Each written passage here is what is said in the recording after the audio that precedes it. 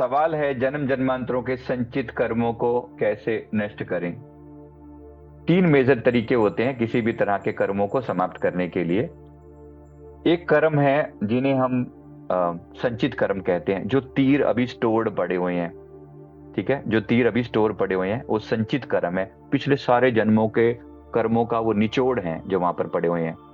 एक कर्म है जो पक चुके हैं, जो तीर अब चल चुका है, जो तीर कमान से निकल चुका है, चल चुका है, उसको आप छेड़खानी नहीं कर सकते। यानी कि इस जीवन में जो कर्म आपको फल देने के लिए बने हैं उनको छेड़खानी नहीं कर सकते। यानी जीवन में आने वाली जो समस्याएं हैं उनका आप एकदम से समाधान, मैं कहूं कि एकदम से वो करेक्ट हो जाएंगे, वो नहीं पॉसिबल। जो तीर छूट चुके हैं वो इस जीवन के प्रारब्ध कर्म है। लेकिन जो कर्म जो अभी जो तुणीर में पेंडिंग है ना, जो तुणीर में जो तीर पड़े हुए हैं वो है संचित कर्म, वो है जन्मों जन्मों के संचित कर्म।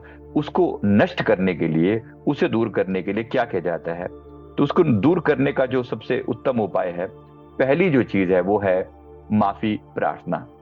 कर्म का जो बिल्कुल सीधा सीधा प्रार्थना है, जो रूल है, उसके जो नियम है, कर्मों के बंधन से छूटने का जो उपाय है, मैं आपको वही उपाय से बता रहा हूं। पहला जो उपाय है, पहला जो कर्मों के बंधन से छूटने का प्रयास है, अपनी जिम्मेवारी को स्वीकार करें। ब्लेम गेम मत करें कि कोई परमात्मा ने मेरे साथ ऐसा कर दिया, वैसा कर दिया।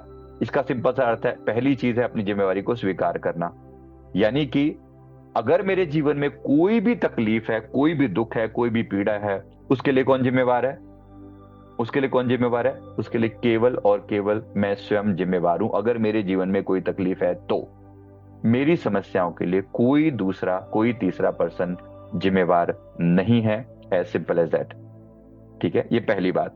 दूसरी जो चीज है वो है आत्मिक रूप से माफी मांगना। माफी मांगना मतलब पहली चीज जिम्मेवारी स्वीकार करना, और दूसरी चीज है आत्मिक रूप से माफी मांगना। माफी मांगना का मतलब सिंपली कि मन से, वचन से, कर्म से अगर मैंने कुछ भी गलत किया है तो हे प्रभु मुझे क्षमा करना। माफी प्रार्थना तो आप करो ही करो। जब आप माफी प्रार्थना करते हो तो इतना बड़ा चेंज आता है। माफी प्रार्थना में हम क्या कहते हैं? इसमें सबसे इंपॉर्टेंट जो चीज है माफी प्रार्थना में वो है होपोनोपोनो प्रेयर की फॉर्म में आप कर सकते हैं इसको। माफी प्रार्थना में होता है, I am sorry, please forgive me, thank you and I love you. ये आप किसके प्रति कहते हैं? आप उस व्यक्ति के प्रति कहते हैं जिसके प्रति आपसे कोई बुरा कर्म हुआ है। मतलब वो व्यक्ति इस जीवन में आपको तकलीफ दिए जा रहा है। तो डेफिनेटली होपोनोपोनो प्रेयर वो रास्ता है जिसके द्वारा आप अपनी सॉरी का भाव कन्वे करते हो। मुझे माफ कर दो, मैं धन्यवाद भी करता हूं।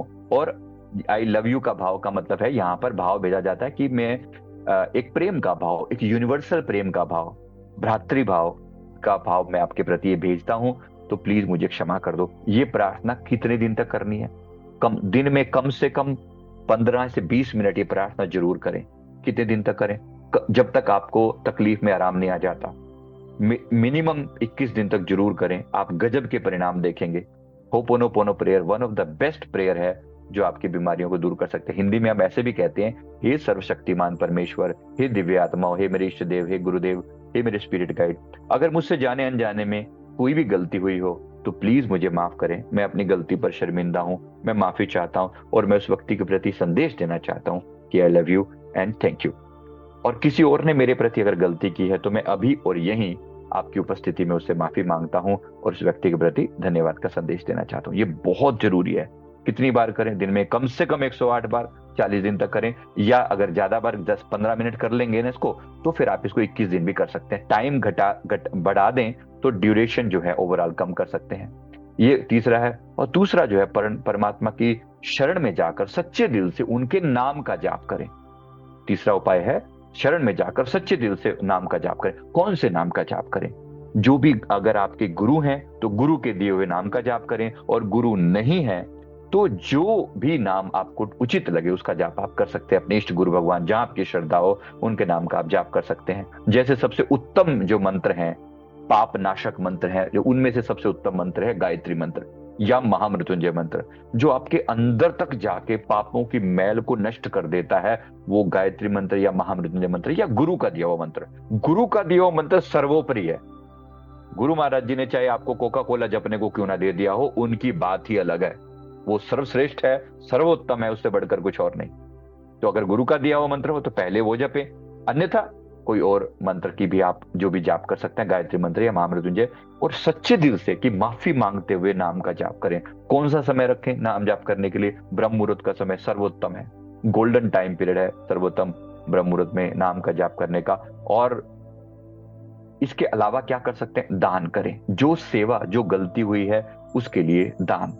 इसीलिए सारी दुनिया में दान का ट्रेंड होता है कि कोशिश करो कि आपके अंदर से आप जो है ना वो दान कर पाओ। तो दान से जो है आपके कर्म, जन्मों जन्मों के कर्म जो है वो नष्ट हो जाते हैं। जरूर करें।